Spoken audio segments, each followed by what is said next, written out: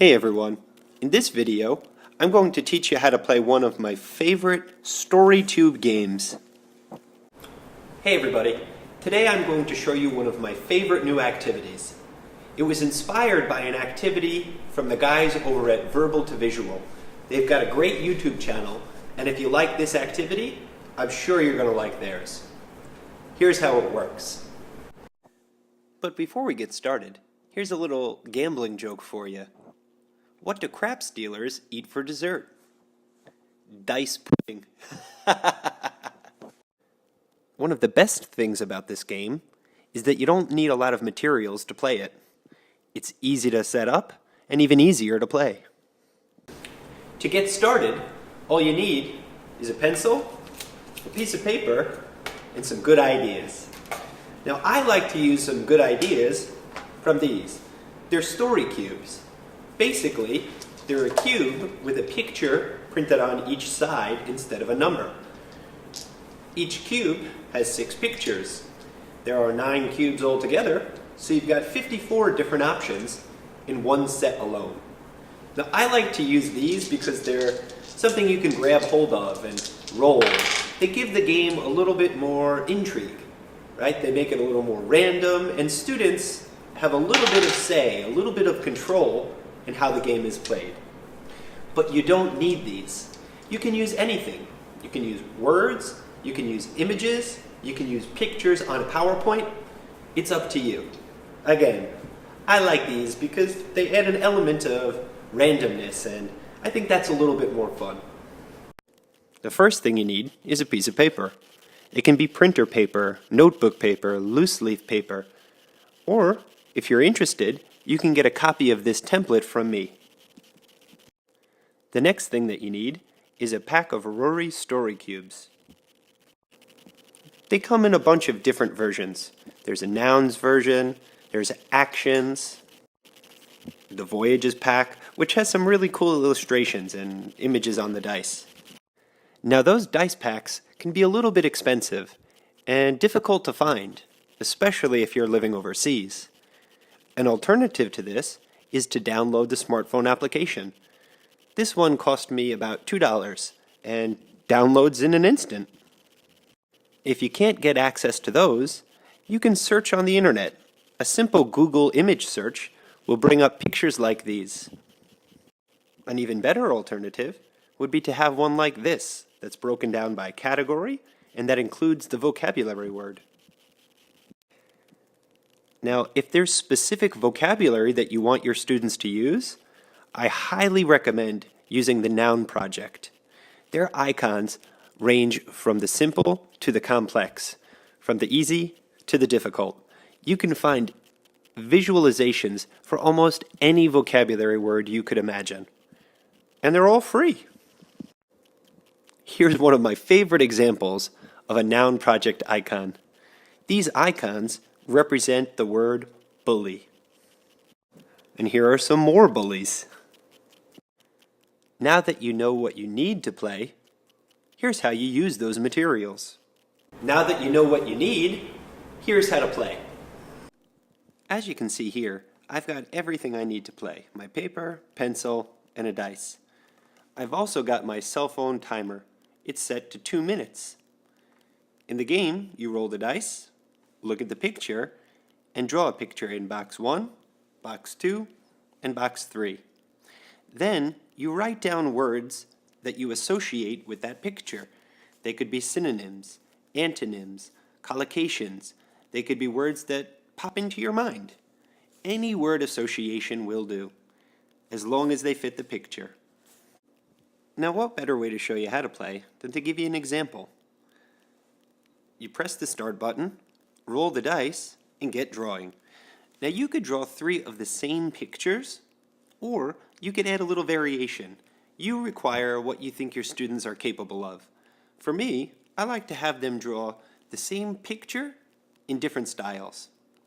Once they've drawn 3 complete pictures, they get writing. So here you'll see some examples, like question and mark. The question words, who, what, where, when, why, how, which. Some adjectives to describe a question, like confused or puzzled. You'll hear some punctuations. Sentence, period, exclamation. There's a curved line and a dot. You might describe what you see in the picture. Any word that matches up with the picture on the die is a good word. And once the time runs out, pencils down. After you put your pencils down, it's time to score that round. I like to score at the end of each round as opposed to the end of each game.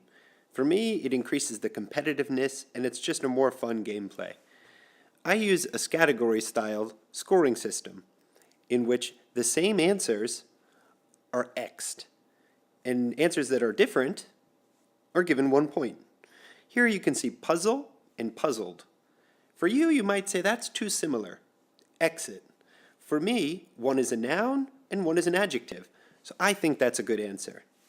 You continue on, checking the words and seeing which words match.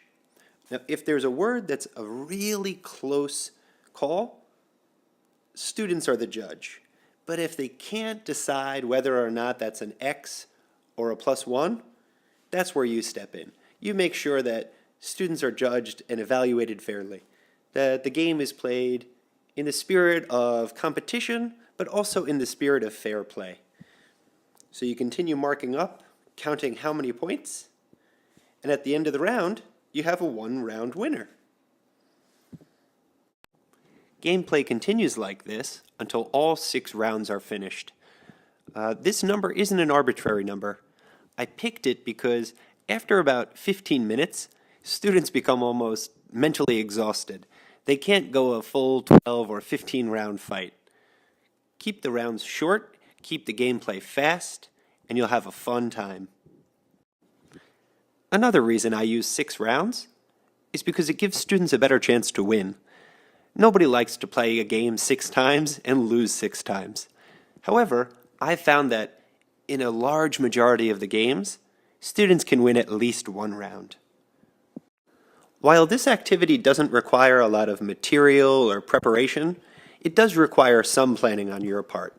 To keep the game both fair and fun, make sure that you match likability students, because nobody wants to lose a game 6 times in a row.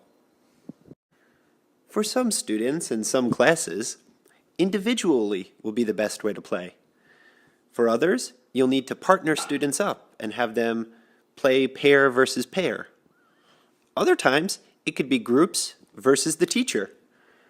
The options are almost unlimited, so make sure you don't limit yourself to one style for every class.